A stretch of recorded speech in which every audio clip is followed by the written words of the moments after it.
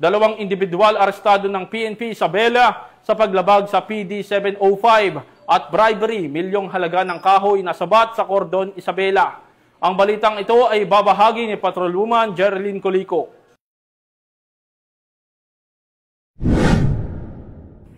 Naharang ng mga otoridad ang milyon-milyong pisong halaga ng iligal na kahoy na nagresulta sa pagkakadakip ng dalawang lalaki sa inilatag na boundary checkpoint sa barangay Kakilingan, Cordon Isabela kahapon, ika-17 ng Nobyembre taong kasalukuyan.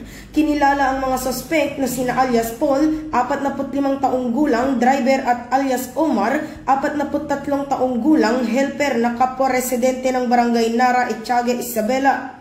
Ayon sa ulat, napansin ng mga operatiba ang kahina-hinalang kilos ng isang lalaki na lumapit sa naka-duty na pulis at basta na lamang nag-alok ng 20,000 na halaga ng pera kapalit ng hindi malinaw na pabor na tinanggihan naman ng pulis. Makalipas ang ilang sandali, dumating ang isang 10-wheeler truck na kargado ng mga troso at nakasakay sa passenger seat ang lalaking nag-alok ng pera.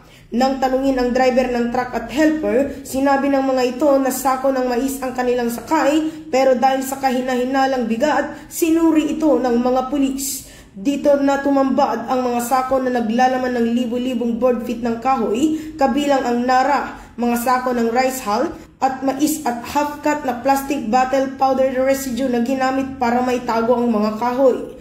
Tuluyan namang dinakip ang driver at helper dahil wala silang maipakitang kaukulang dokumento ng mga kargamento.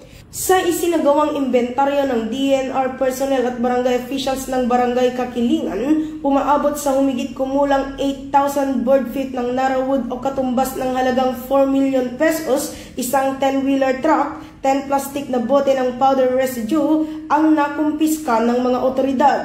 Naharap ngayon ang mga suspect sa kasong paglabag sa PD 705 o Revised Forestry Code at bribery na isasampa sa pamamagitan ng inquest proceedings.